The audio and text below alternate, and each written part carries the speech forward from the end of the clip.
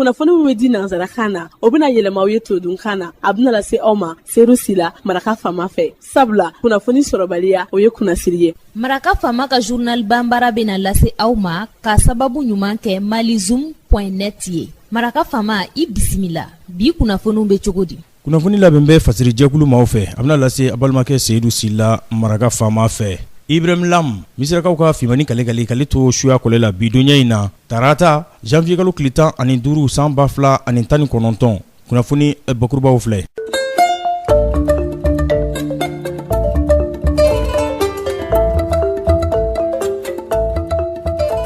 La ɲɔgɔnna jɛrɛ min bɛ kɛ kalo commission de suivi du mécanisme de taxation des produits pétroliers maaw fɛ n'olu ye taji sɔngɔ kɔlɔsibaw ye a waliyara kunungo office national des produits pétroliers la ONAP la. RPM o ye fangaɲinitɔn ye anw fɛ yan o ɲɛminɛ ni ale ye ensemble pour le Mali o fana ɲɛminɛ ye Bokari Tereta a ye furaw ta k'o kɛ hɔn ye ka ɲɛsin centre de santé communautaire Torokɔrɔbugu ma n'o bɛ quartier Mali la Asako Toka.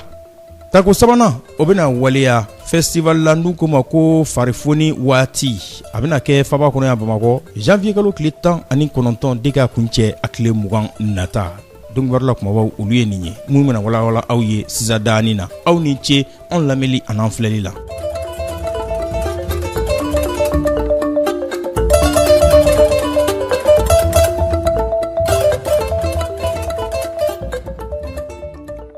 An bɔra k'a fɔ sisan daani na k'a fɔ ladala ɲɔgɔnna jɛrɛ min n'a bɛ kɛ kalo kalo commission de suivi du mécanisme de taxation des produits pétroliers n'o ye taji sɔngɔ yamaruyabagaw ye a waliyara kunungo office national des produits pétroliers la ONAP a kɛra directeur général ale ka bonya kɔnɔna na ni o ye Modibo Guro Jali ye. Laɲini tun ye min ye o de ye ɲɛminɛ minnu bɛ yen n'o ye administrateurs ye olu bɛ se ka jateminɛ kɛ cogo min na sɔngɔ minnu kan ka fɔ tajiw la janvier kalo o kɔnɔna na o bɛ se ka fɔ cogo min na jɛya ani bɛnkan o kɔnɔna na minnu n'olu ye sɔngɔw ye minnu bɔra taji o nabagaw olu yɔrɔ. Jateminɛw ye minnu yira o ye k'a jira k'a fɔ ko sɔngɔ jigin o na kɛ tajiko la janvier kalo la anw fɛ yan nɔ ka sababu kɛ mun ye essence ye n'u ko ma ko super carburant. Sɔngɔko la dɔrɔmɛ 3 a n'a kunkanfɛn damadama o na bɔ litiri 1 o la kɛmɛsarada la 6 murumuru 6 baɲango o bɛ bɛn o ma. Gasoil o litiri dɔrɔmɛ 4 a n'a kunkanfɛn 2 o na bɔ o la kɛmɛsarada la 5 murumuru 9 baɲango o na bɛn o ma.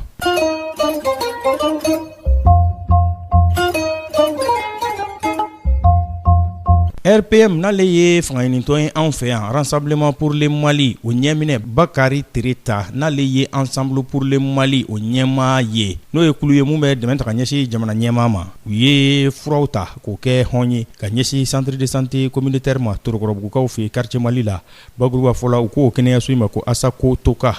Nin kɛnɛ in kan a kɛra furadi ye kunungo fura minnu n'olu bɛna kɛ maaw ka bɛdala salo olu furaw ye. Dr Bokari Tereta ani maa ɲɛyɛlɛki caman o tun bɛ ɲɔgɔn fɛ ani fɛn min ye ka dɔn ka fɔ fangamara sira fɛn min ye ladalakow sira commune 5 na o kɔnɔna na u bɛɛ lajɛlen tun bɛ kɛnɛ kan a minɛbagaw olu ka nisɔndiya u ye a dankɛnɛmaya k'a fɔ a na don a donda fɛ a dikun ye mun ye n'o ye maaw ka kɛnɛya o sabatili ye a dibaga yɛrɛ fɛnɛ a y'a ka nisɔndiya yira k'a fɔ nin ye dɛmɛɲɔgɔnya siraw nin y'o de taamalen ye.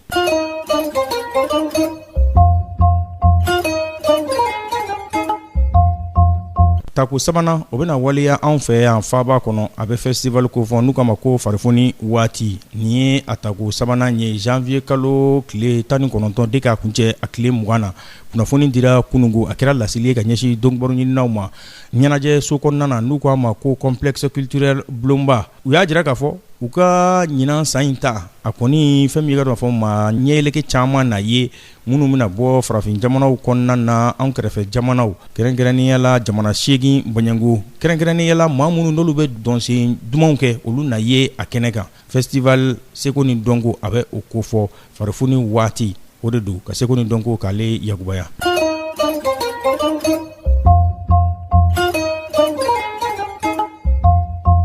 Dunanjigiso Radisson Blu dɔgɔkun kunfurancɛ tɛmɛ waati in na a ye weleweleda kɛnɛ bisimila a bɛ ta ko fɔlɔ a bɛ o ko fɔ o ye festival ye festival min n'u ko ka seko ni dɔnko ndoroko ɲɔgɔn na n'u ko ma ko brassage culturel et artistique kucala k'aw fɛ yen u ko bakuruba fɔla ko FESAC ni kɔni nin ye festival ye kucalakaw fɛ yen mun bɛna miyankaw ka seko ni dɔnko k'o dankɛnɛmaya diɲɛma ka filɛli kɛ o la mali ka kunnawolo sɔrɔ o ko la a bɛna waleya avril kalo a tile 15 de ka taa bila a tile 21 nata la kucalakaw fɛ yen a ko a bɛ labɛn na a labɛnbaw olu de ye nin kumakan ninnu dankɛnɛmaya u y'a jira fɛnɛ k'a fɔ kɔri ale yɛrɛ bɛ se ka don ba la cogo min na o fɛnɛ lahaleyaw na dankɛnɛmaya nin kɛnɛ kan ka sababu kɛ kɔri o bɛ sɛnɛ kosɛbɛ kucalakaw ale fɛ bɛɛ ni kelenɲɔgɔnya an ka jɛgamaya kɛ ɲɔgɔn fɛ o fɛnɛ na don ba la nin festival ale kɛnɛ kan.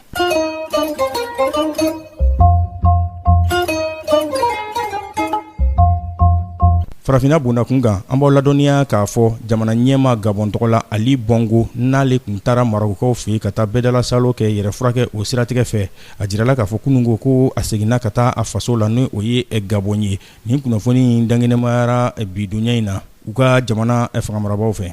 Nin bɛ dan sigi bi la seliw la min labɛnna fasirijɛkulu maaw fɛ k'a lase a balimakɛ Seyidu Sila maraka faama fɛ. Ibrahim Lam misirakaw ka fimani kale to suya kɔlɛ la ni ala ma an ka jɔnya jɔ an na sini ale fana ye don dɔ ye a fana la lahalaya don an na ɲɔgɔn sɔrɔ yan kunnafoni kuraw k'olu lase aw ma n'a b'a fɛ ka segin ka maraka faama ka journal Bambara lamɛn a bɛ taa cakɛbara bɔlɔlɔ kunnafoni disira ale sanfɛ malizoom.net n'a ka d'aw ye www.malizoom.net maraka faama ka journal Bambara a ka laselibaw a n'a ka kunnafoni jatara tɔw a n'a bɛɛ lajɛlen ye aw ni ce aw k'an bɛn sini ni ala sɔnna ma. Maraka faama ka bi journal Bambara lasera aw ma k'a sababu ɲuman kɛ malizoom.net ye.